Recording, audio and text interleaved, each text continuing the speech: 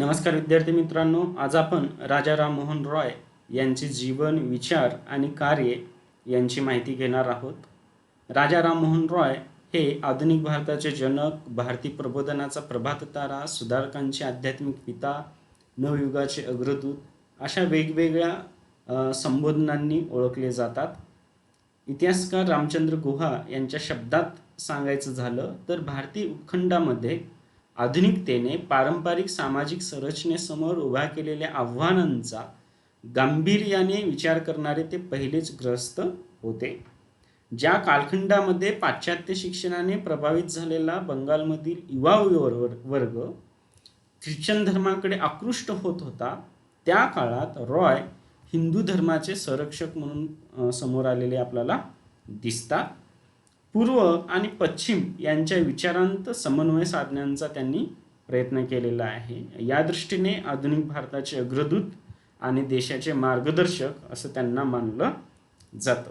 मित्रांनो, राजा राममोहन रॉय यांचं जीवन, विचार आणि कार्य हे आपण 4 भागामध्ये सविस्तर पद्धतीने पाहणार आहोत.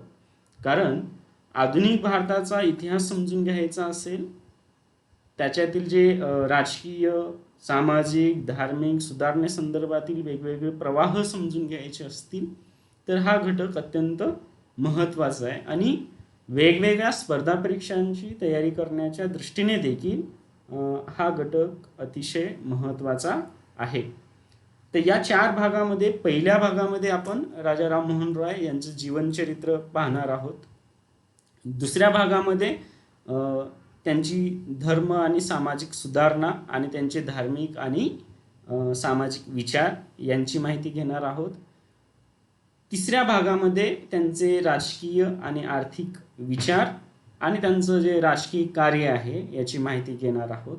आणि चौथ्या भागामध्ये त्यांचं शैक्षणिक आणि वृत्तपत्रीय कार्य, इंग्लंडमधील त्यांची कामगिरी, त्यांचे शैक्षणिक आणि वृत्तपत्रीय विचार आणि एकंदरीत वेगवेगळे विचारवंत आणि इतिहासकारांच्या दृष्टिकोनातून राजा राममोहन रॉय कसे होते याची माहिती आपण पाहणार आहोत. तर पहिला भाग आपण आता सुरू करूयात. राजा राममोहन रॉय यांचा जन्म 22 मे 1772 रोजी राधानगर येथे झाला. त्यांचं जे कुटुंब आहे हे कुटुंब कर्मठ ब्राह्मण होतं आणि ते वैष्णवपंथीय होतं. राजा राममोहन रॉय यांच्या अनेक पिढ्या मोगलांच्या अधिपत्यात करवसुली अधिकारी म्हणून राहिलेल्या होत्या. त्यांच्या वडिलांचं नाव रमाकांत रॉय तर मातेचं नाव तारिणी देवी हे होतं. त्यांच्या वडिलांना रायन ही पदवी प्राप्त झालेली होती. तर रॉय यांच्या प्रारंभिक जीवनाबद्दल योग्य अशी माहिती आपल्याला मिळत नाही आहे. पण त्यांचं जे प्रारंभिक शिक्षण आहे हे स्थानिक विद्यालयामध्ये संस्कृत, फारसी आणि बांगला भाषेमध्ये झालेलं होतं. वयाच्या 12व्या वर्षी फारसी आणि अरबी शिक्षणाचं घेण्यासाठी ते पटना येथे गेले. त्या कालखंडामध्ये पटना हे इस्लामी शिक्षणाचं प्रमुख केंद्र होतं आणि सरकारी सेवेमध्ये जाण्यासाठी फारसी हे ज्ञान अनिवार्य होतं. रॉय हे कुमारवयात पदार्पण करण्या अगोदरच त्यांचे 2 विवाह झालेले होते आणि एकूण त्यांचे 3 विवाह झालेले होते. रॉय यांचे वडील बंधूंचं निधन पावलं असता त्यांच्या बहिणींना जबरदस्ती सती पाठवण्यात आलं आणि यामुळं राजा राममोहन रॉय हे उदास झालेले होते. सुरुवातीच्या टप्प्यामध्ये राजा राममोहन रॉय यांच्यावर इस्लामी धर्माचा प्रभाव पडलेला आपल्याला दिसून येतो. पटना येथे गेले असता त्यांच्या शिक्षकांनी त्यांना युक्लिड आणि अरिस्टॉटल यांची भाषांतरे वाचवण्यास सांगितली. त्याच पद्धतीने रॉय यांच्यावर इस्लामी संस्कृतीचा, विशेषतः ते सुफी दर्शनाने खूप प्रभावित झालेले होते. कुराणचं अध्ययन करून ते एकेश्वरवादी बनले. मूर्तीपूजेवर त्यांचा विश्वास राहिला नाही. सुफी तत्वज्ञान आणि वेदांतात पुष्कळशी समानता आहे हे त्यांच्या लक्षात आलं. आणि घरी परतल्यानंतर मात्र त्यांचे जे कर्मठ कुटुंबीय आणि रॉय यांच्यामध्ये मतभेद निर्माण झाले. वयाच्या 15व्या वर्षी मूर्तीपूजेचे खंडन करून आपले म्हणणे वेदांतांच्या आधारे सिद्ध करण्याचा त्यांनी प्रयत्न केला आणि मूर्तीपूजेला विरोध केल्याने त्यांचे वडील नाराज झाले आणि रॉय यांना आपलं घर सोडावं लागलं. 4 वर्ष ते इकडे तिकडे फिरत राहिले. याच वेळी उत्तर भारत आणि हिमालयाच्या दौऱ्याखोऱ्यात त्यांनी भटकंती केली. असं म्हटलं जातं की ते तिबेट येथेही गेलेले होते आणि संभवतः त्याच ठिकाणी त्यांनी बौद्ध धर्माचं देखील अध्ययन केलेलं होतं.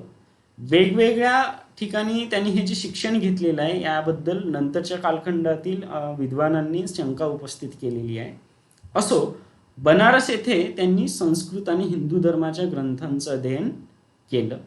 1803 मध्ये वडिलांचा मृत्यू झाल्यानंतर ते मुर्शिदाबाद येथे परत आले आणि याच ठिकाणी त्यांनी 1809 मध्ये तुअफत उल मुवाहिद्दीन म्हणजेच एकेश्वरवाद्यांना उपहार हा फारसीमधून निबंध लिहिला आणि मूर्तिपूजा आणि अंधविश्वासाचा विरोध केला. एकेश्वरवाद आणि सहिष्णुता यांचं त्यांनी समर्थन केलं. इस्लामच्या बुद्धिवादी दर्शनाने म्हणजेच मुलजिलाहने ते प्रभावित झालेले होते. हफीज आणि जलालुद्दीन यांचे छंद देखील ते गात असत. राजा राममोहन रॉय यांनी ईस्ट इंडिया कंपनीच्या अंतर्गत सेवा केलेली आहे. 1803 मध्ये थॉमस वुडरॉफचे खाजगी क्लार्क मुन्शी म्हणून ते सेवेत दाखल झाले कंपनीच्या. 1805 मध्ये जॉन डिग्बी याच्या अधीनस्थ काम करण्यास त्यांनी सुरुवात केली आणि याच ठिकाणी त्यांची इंग्रजी शिकवण झाली. जॉन डिग्बी आणि रॉय हे जवळपास 10 वर्ष सोबत राहिले आणि याच दरम्यान ते इंग्रजी साहित्य आणि तत्वज्ञानाचे पुजारी बनल्याचं आपल्याला दिसून येतं. रंगपूरमधील डिग्बी सोबतचा त्यांचा जो हा सहवास आहे, हा सहवास रॉय यांच्यासाठी खूप फायदेशीर सिद्ध झाला. त्यांच्या ज्ञान आणि विचारांना नवी दिशा प्राप्त झाली. त्यांच्या लेखनशैलीमध्ये बदल घडवून आला. एकंदरीत रॉय 9 ते 10 वर्ष कंपनीच्या सेवेमध्ये होते. रंगपूरमध्ये अधिकांश वेळ त्या शहरातील जैन आणि हिंदू विद्वानांसोबत धार्मिक वाद घालण्यामध्ये ते व्यतीत करत असत. 1814 मध्ये कंपनीच्या सेवेमधून ते निवृत्त झाले आणि त्यानंतर 1815 मध्ये ते कलकत्ता येथे स्थायिक झाले. कलकत्ता येथे स्थायिक झाल्यानंतर त्यांनी आपलं पूर्ण लक्ष जे आहे हे सामाजिक आणि धार्मिक सुधारणेकडे केंद्रित केलं. रॉय यांनी स्थापन केलेली पहिली संस्था म्हणजे आत्मीय सभा. 1815 मध्ये त्यांनी आत्मीय सभा स्थापन केली कलकत्ता येथे. आता या सभेचे जे सदस्य आहेत हे प्रगतशील विचारांचे अभिजन हिंदू होते. त्याच पद्धतीने राममोहन यांच्या आकर्षक व्यक्तिमत्वाने प्रभावित झालेल्या कलकत्त्यातील अनेक उदारमतवाद्यांनी देखील या सभेचं सदस्यत्व स्वीकारलं. वास्तविकपणे ते एक प्रकारे हिंदूंचं संघटनच होतं. या सभेतील जे सदस्य आहेत हे सदस्य आठवड्यातून एक वेळेस भेटत आणि भेटल्यानंतर हिंदू धर्मग्रंथांचे वाचन आणि स्तुती केली जात असे. या सभेचा उद्देश काय आहे तर नवीन पूजा पद्धतीला जन्म देणे की जी सहज आणि सर्व लोकांना मान्य असेल. आणि दुसरं उद्देश हे होतं की हिंदू धार्मिक कर्मकांड यापासून मुक्त करणे. 1819 नंतर मात्र आत्मीय सभा लुप्त झालेली आपल्याला दिसून येते. याच ठिकाणी याच दरम्यान त्यांनी जे काही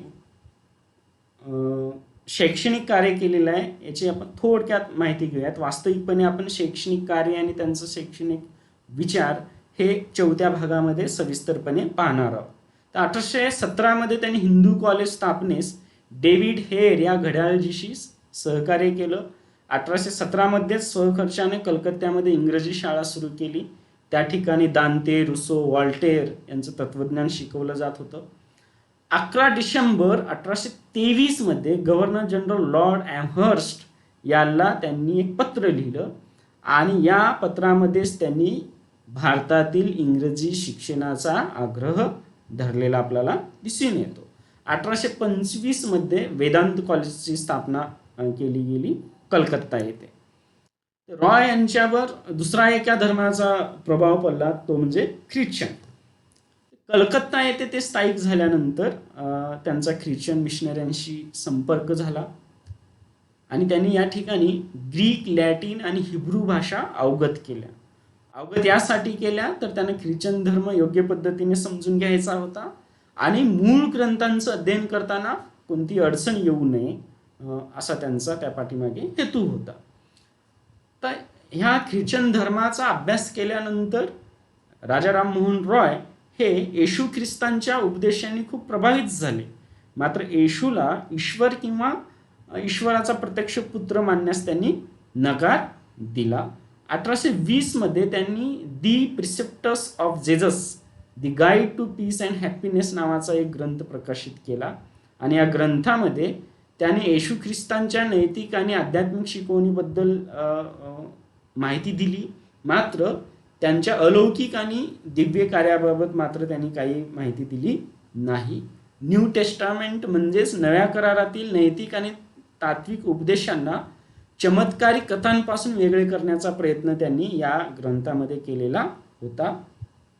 त्याच पद्धतीने रॉय यांनी ख्रिश्चन धर्मातील ज्या अनेक चुकीच्या प्रथा परंपरा आहेत त्या सार्वजनिक केल्या, लोकांपुढे मांडल्या आणि यामुळे श्रीरामपूर येथील जे ख्रिश्चन मिशनरी आहेत त्यांना धक्का बसला आणि रॉय आणि ते ख्रिश्चन मिशनरी यांच्यामध्ये वाद सुरू झाला. रॉय यांचे अनेक जे मित्र आहेत हे मित्र देखील नाराज झाले, पण या सर्वांना विद्वत्तापूर्वक तर्क देऊन त्यांनी शांत केले. याच दरम्यान विलियम एडम नावाच्या एका मिशनऱ्याने त्यांच्या एकेश्वरवादाला मान्य केलं आणि फलस्वरूप कलकत्ता येथे एका एकेश्वरवादी मिशनची स्थापना झाली, पण काही काळानंतर ती बंद पडली. 1821 मध्येच विल्यम एट्स आणि रे विल्यम या मिशनऱ्यांच्या मदतीने त्यांनी बंगाली मध्ये भाषांतर केलं बायबलचं. तर रॉय यांच्या जीवनचरित्रामधला एक अत्यंत महत्त्वाचा घटक म्हणजे त्यांनी केलेला वेदांताचा प्रचार आणि प्रसार होय. तर हिंदू धर्मातील तत्वांची नवी व्याख्या करण्याचं कार्य राजा राममोहन रॉय यांनी केलेलं आहे आणि त्यांनी सतत असं प्रतिपादन केलं की आपल्या मानवतावादासाठी उपनिषदांमध्ये आधार आहे. उपनिषदामधील जे एकेश्वरवादी विचार आहे या विचारांचं निरूपण त्यांनी सतत केलेलं आपल्याला दिसून येतं.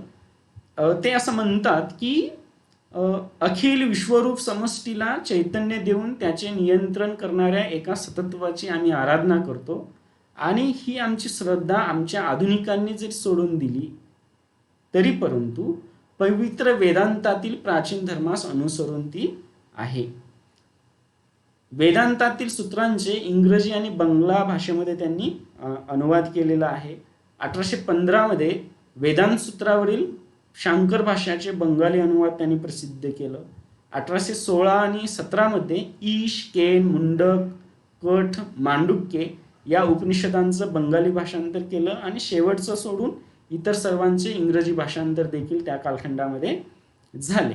बद्रायन उपनिषद आणि वेदांताच्या सूत्राचं खोलवर असं अध्ययन रॉय यांनी केलेलं होतं आणि उपनिषदांत शुद्ध आस्तिकवाद आहे, ईश्वरवाद आहे, मात्र तिथे मूर्तीपूजेला कोणतेही स्थान नाही अशा निष्कर्षाप्रत रॉय हे आलेले होते. पण त्यांच्या कर्मठ अशा परिवाराने त्यांच्या विचारांचा विरोध केला आणि त्यांच्या तिसऱ्या पत्नीने देखील त्यांची साथ सोडली. आपण पाहिलेलं आहे की राजा राममोहन रॉय यांचा बालविवाह झालेला होता. 1824 पर्यंत ते बहुपत्नीवादी होते. याच दरम्यान थोडंसं आपण त्यांच्या वृत्तपत्रिका कार्याची माहिती घेऊया. तरी देखील आपण 4थ्या भागामध्ये सविस्तर पद्धतीने त्यांच्या वृत्तपत्रिका कार्य आणि विचार पाहणार आहोत. तर त्यांनी 2 महत्त्वाचे असे वृत्तपत्र सुरू केले. 1821 मध्ये संवाद कौमुदी हे पहिले बंगाली भाषेतील साप्ताहिक त्यांनी सुरू केले.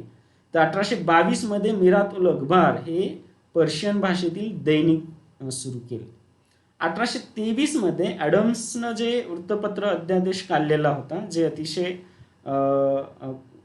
चुकीचं होतं आणि एक वसाहतवादी पार्श्वभूमी त्या कायद्या पाठीमागे होती, तर त्या अध्यादेशाविरोधात देखील त्यांनी आंदोलन केलेलं आहे. राजा राममोहन रॉय यांच्या जीवनचरित्रामधील अत्यंत महत्त्वाची अशी जी संस्था आहे ती म्हणजे ब्राह्मो समाज, की ज्याने पुढील शतकभर भारतातील धर्मव्यवस्थेवर खूप मोठ्या प्रमाणात प्रभाव पाडलेला आपल्याला दिसून येतो. म्हणजे धर्मसुधारणा चळवळीमधली एक महत्त्वाची संस्था म्हणून ब्राह्मो समाजाची गणती होते. तर 20 ऑगस्ट 1818 मध्ये राजा राममोहन रॉय यांनी ब्राह्मो समाजाची स्थापना केली. ब्राह्मो समाजाचे प्रथम सचिव ताराचंद चक्रवर्ती होते आणि या ब्राह्मो समाजाचे जे सदस्य आहेत हे सदस्य प्रत्येक शनिवारी सायंकाळी एकत्र जमत आणि त्या ठिकाणी उपनिषदांचं वाचन आणि बंगालीमध्ये त्याचा अनुवाद केला जात असे. ही जी साप्ताहिक बैठक आहे ही बैठक सर्वांसाठी खुली होती आणि हळूहळू बंगालमधील सुशिक्षित लोक जे आहेत हे लोक या बैठकीला येऊ लागले. बंगालमधील बुद्धिमान व सुशिक्षितांना मर्यादित स्वरूपात का असेना पण या टप्प्यामध्ये ब्राह्मण समाजाने खूप प्रभावित केलेलं होतं. आता ब्राह्मण समाज स्थापन करण्यापाठीमागे रॉय यांचा कोणताही नवीन धर्म स्थापन करणे हा उद्देश नव्हता, तर त्यांना हिंदू धर्मातील दोष दूर करावयाचे होते. म्हणजेच काय, ते हिंदू धर्माची सुधारणा करणं, एकेश्वरवादी धर्मतत्वांचा प्रचार करून सर्व धर्माचे अंतरंग एकच आहे हे दाखविणे आणि सार्वत्रिक विश्वधर्माचा सर्वत्र प्रसार करणे ही त्यांची ब्राह्मो समाजाची स्थापना करण्यापाठीमागची महत्वाकांक्षा होती. आता राजा राममोहन रॉय यांचं हे जे कार्य आहे या कार्याला बंगालमधूनच म्हणजे कलकत्ता येथूनच प्रतिवाद देखील झाला आणि तो धर्मसभेच्या स्वरूपात. तर 1829 मध्ये बंगालमध्ये सतीप्रथा बंदीचा कायदा झाला आणि बंगालमधील कट्टरपंथी जे बंगाली लोक आहेत हे क्रोधित झाले आणि हा सतीप्रती कायदा करण्यापाठीमागे राजा राममोहन रॉय यांचं देखील खूप महत्त्वाचं योगदान होतं आणि म्हणूनच रॉय आणि ब्राह्मो समाज यांच्या कार्याला विरोध करण्यासाठी म्हणून धर्मसभा नावाची एक संस्था स्थापन केली राधाकांत देव यांच्या नेतृत्वात. तर हे दोन्ही ज्या संघटना आहेत, संस्था आहेत, हे आपापल्या वृत्तपत्रामधून एकमेकांवर प्रखर अशी टीका करत असत, वाद प्रतिवाद घालत असत. तर ब्राह्मो समाजाची पत्रिका होती संवाद कौमुदी, तर धर्मसभाची जी पत्रिका आहे ती आहे समाचार चंद्रिका. तर त्या कालखंडामध्ये कलकत्त्यामधील हिंदू जो समाज आहे हा समाज या दोन परस्पर विरोधी गटांमध्ये विभागला गेलेला आपल्याला दिसून येतो. शेवटच्या टप्प्यामध्ये 23 जानेवारी 1830 मध्ये त्यांनी कलकत्त्याच्या चितपूर रोडवर ब्रह्मचर्य नावाची एक वास्तू उभी केली जी सर्व धर्मीय अनुयायांना खुली होती. या ठिकाणी कोणती मूर्ती अथवा प्रतिमा नव्हती. अंतिम काळ आपल्याला माहीत आहे की राजा राममोहन रॉय यांचा अंतिम काळ इंग्लंडमध्ये गेलेला आहे. तर नोव्हेंबर 1830 मध्ये ते इंग्लंडला गेले, रवाना झाले आणि 31 मध्ये ते इंग्लंडला पोहोचले. तर जवळपास 3 वर्ष रॉय यांचं वास्तव्य इंग्लंडमध्ये होतं. तर 1833 मध्ये ईस्ट इंडिया कंपनीच्या चार्टर ॲक्टचं नूतनीकरण होणार होतं. अशा परिस्थितीमध्ये भारतातील स्थितीशी ब्रिटिश सरकारला अवगत करणं आणि त्याचबरोबर कंपनीचा पेन्शनधारी जो सम्राट आहे या सम्राटाला या संदर्भात निवेदन देणं या हेतूनं राजा राममोहन रॉय हे इंग्लंडला गेलेले होते. मोगल बादशाह अकबर दुसरा याने रॉय यांना राजा ही उपाधी याच दरम्यान दिली, कारण ते मोगल बादशाहाचे प्रतिनिधी म्हणून इंग्लंडला जात होते. इंग्लंडमध्ये त्यांचं भव्य असं स्वागत केलं गेलं आणि इंग्लंडमध्ये त्यांचं जे एकंदरीत कार्य जे आहे हे कार्य आपण स्वतंत्र पद्धतीने वेगळ्या भागामध्ये पाहणार आहोत. तर 27 सप्टेंबर 1833 मध्ये ब्रिस्टलमध्ये राजा राममोहन रॉय यांचं निधन झालं आणि त्यावेळी त्यांचं दफन केलं गेलं हे लक्षात घ्या, कारण त्यावेळी इंग्लंडमध्ये जाळण्याची व्यवस्था नव्हती असं काही इतिहासकारांनी लिहिलेलं आहे. तर रॉय यांचे जे प्रमुख सहकारी आहेत या सहकाऱ्यांमध्ये डेव्हिड हेयर, अलेक्झांडर डफ, देवेंद्रनाथ टागोर, प्रसन्नकुमार टागोर, ताराचंद्र चक्रवर्ती अशा काही मंडळींचा समावेश होतो. तर एकंदरीत रॉय यांचं हे जीवनचरित्र आहे. त्यांचे जे इतर त्यांचे जे विचार आणि कार्यांचं जे मूल्यांकन आहे हे मूल्यांकन मात्र आपण इतर 3 भागांमध्ये पाहणार आहोत, ज्यामध्ये धर्म सुधारणा, समाज सुधारणा, राजकीय विचारवंत म्हणून राजा राममोहन रॉय यांचं मूल्यांकन, त्यांचं आर्थिक विचार, शैक्षणिक कार्य, वृत्तपत्रे कार्य आणि या सर्व बाबतीत त्यांचे असलेले जे विचार आहेत हे आपण स्वतंत्र पद्धतीने पुढील भागांमध्ये पाहत आहोत. मित्रांनो, या ठिकाणी जे हा जो फोटो आहे, हा फोटो राजा राममोहन रॉय यांची छत्री आहे, म्हणजे समाधीची छत्री आहे. ओके, ही छत्री द्वारकानाथ टागोर यांच्या सहकार्यातून निर्माण करण्यात आलेली होती. ॲक्च्युली राजा राममोहन रॉय यांचा मृत्यू झाल्यानंतर 10 वर्षांनी ही छत्री बनवली गेलेली आहे ब्रिस्टॉल येथे. धन्यवाद.